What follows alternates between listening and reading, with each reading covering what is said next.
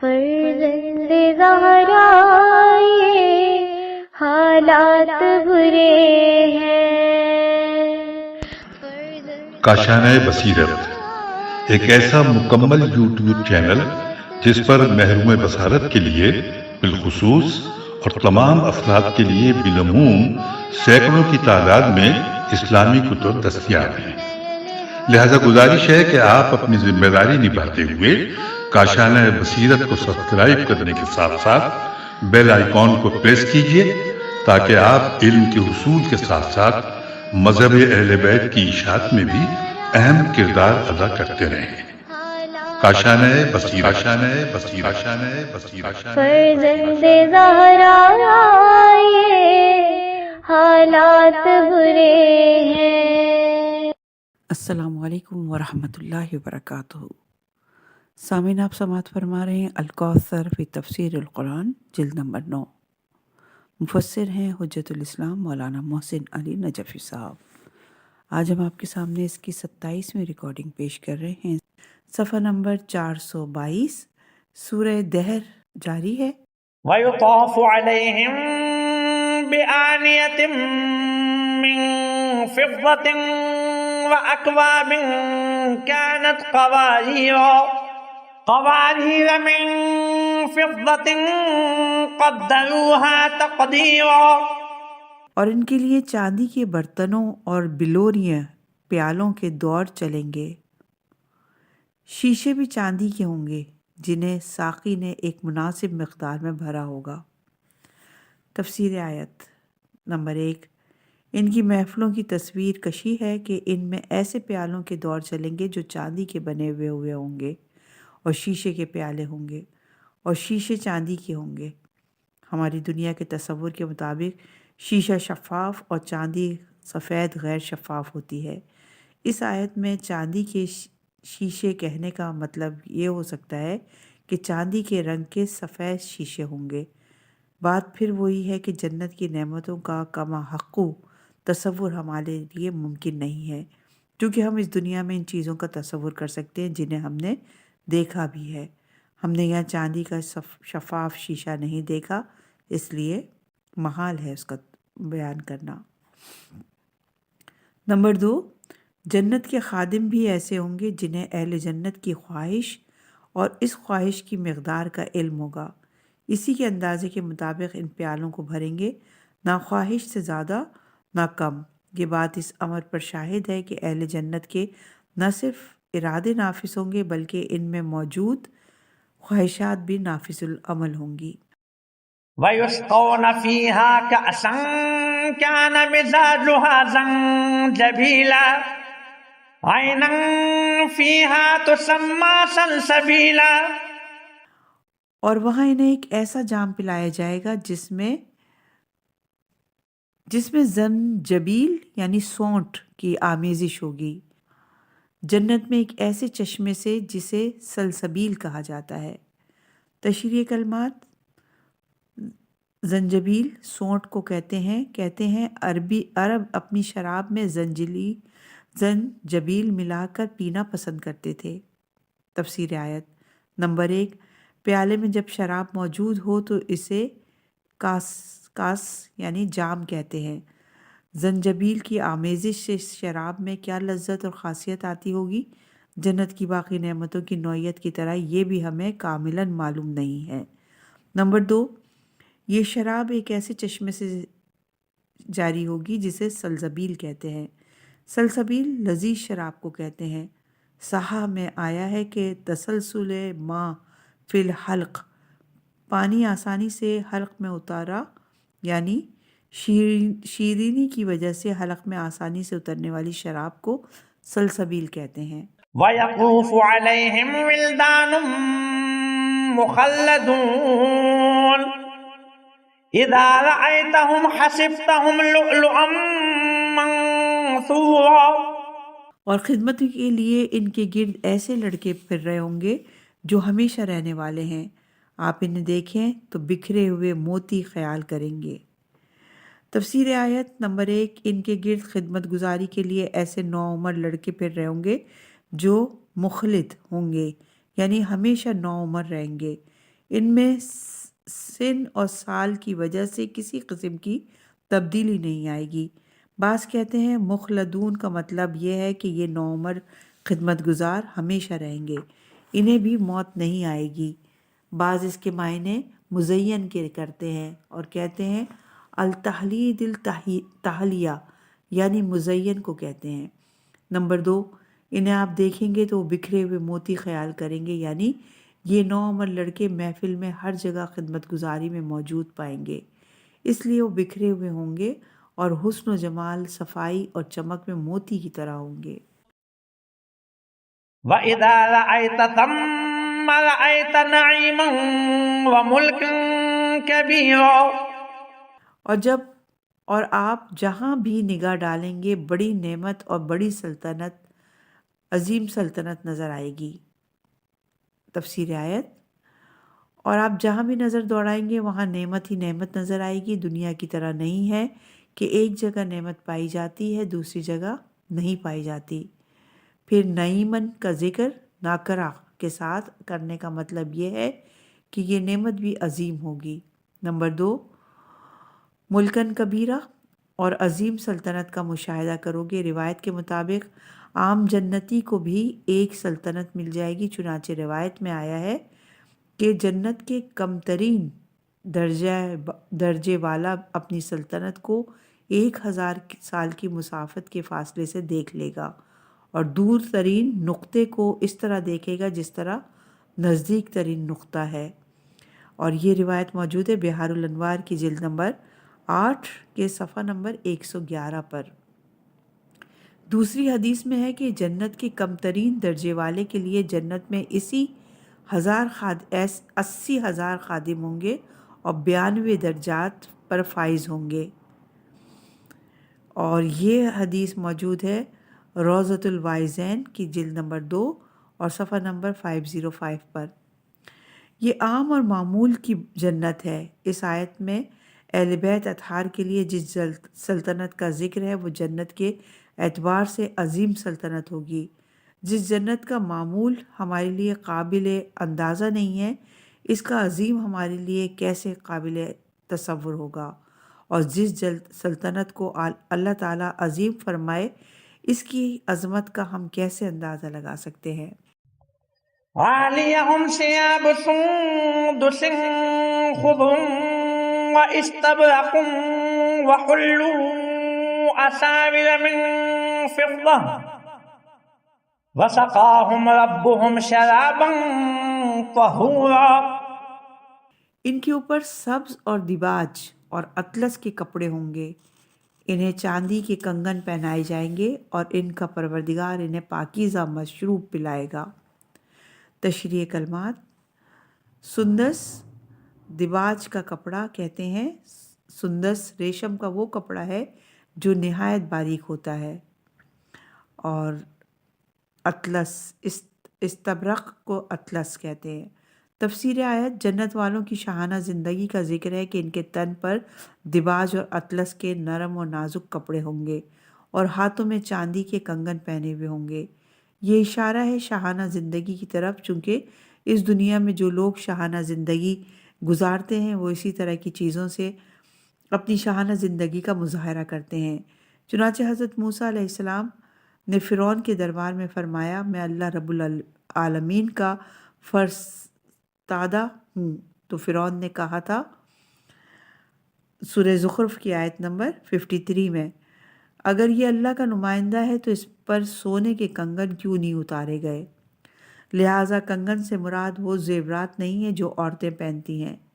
Number 2، یہ وساقہم، یہ مشروب اس سے پہلے مذکورہ 2 مشروبوں سے مختلف اور ایک پاکیزہ قسم کا ہوگا، جس میں ایسی کوئی خاصیت نہ ہوگی جو انسان کے ذکر خدا سے تحصل برتنے کا سبب بنے، بلکہ اس کے پینے سے ہر قسم کی غیر مطلوب چیزیں ختم ہو جائیں گی۔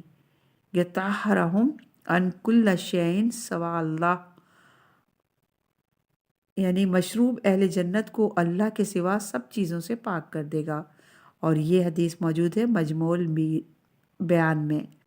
إن هذا كان لكم جزاء وكان سعيكم مشكورا. یقیناً یہ تمہارے لیے جزا ہے اور تمہاری یہ محنت قابل قدر ہے. تفسیر آیت نمبر 1. یہ اشارہ جنت کی نعمتوں کی طرف ہے جن کا ذکر گزشتہ آیات میں آیا ہے. نمبر 2.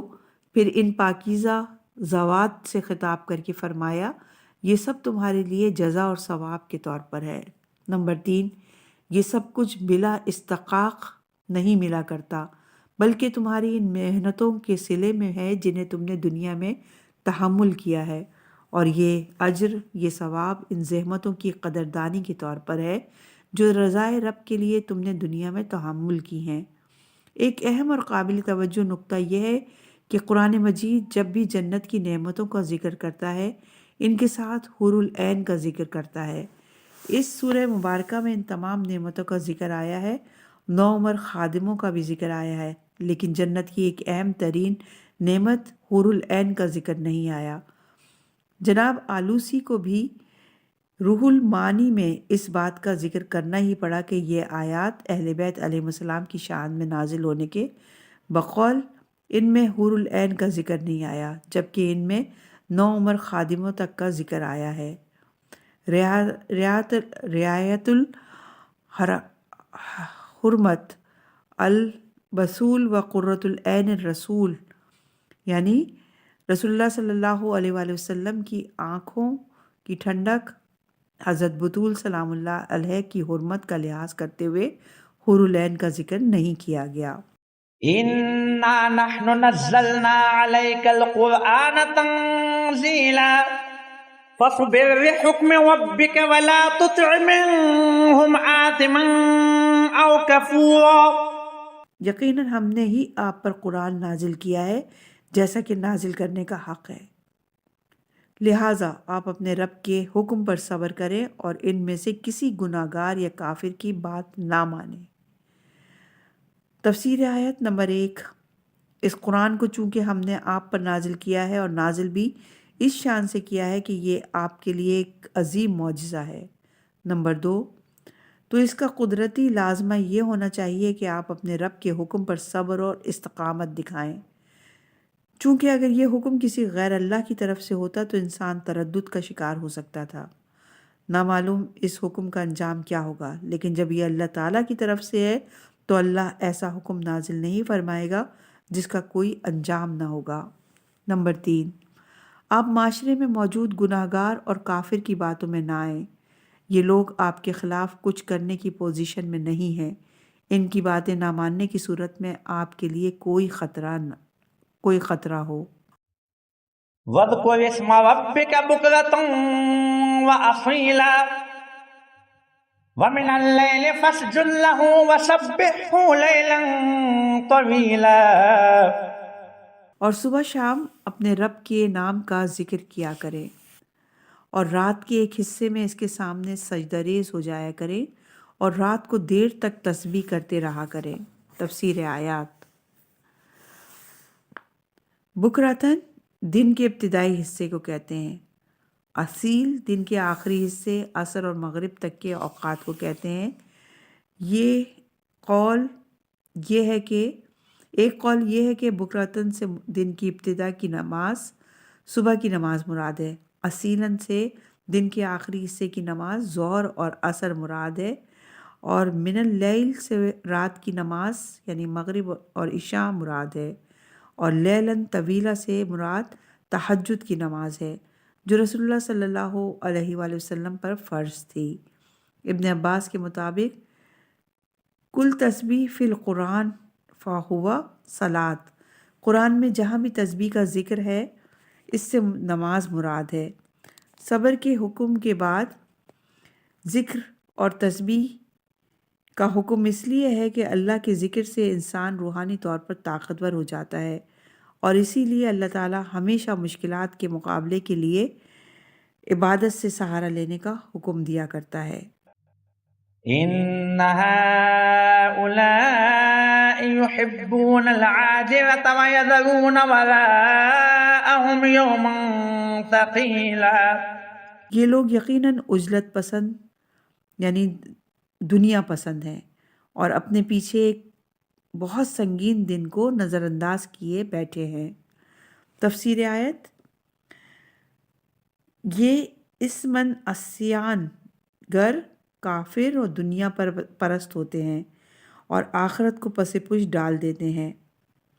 دنیا پرست انسان اس قابل نہیں ہوتا کہ اس کی بات سنی جائے، نہ ہی حب دنیا رکھنے والے صائب نظر ہوتے ہیں۔ آخرت نظر انداز کرنے والے سے خیر کی امید نہیں کی جا سکتی، چونکہ اس کی ساری افکار نفی، آخرت نفی، عدالت نفی، حساب پر مبنی ہوگی۔ سطحی سوچ رکھنے والے صرف سامنے کی باتوں کو سمجھ سکتے ہیں اور اپنا مستقبل تاریک سے تاریک تر کر دیتے ہیں۔ نحن خلقناهم وشددنا أسرهم وإذا شئنا بدلنا أمثالهم تبديلا۔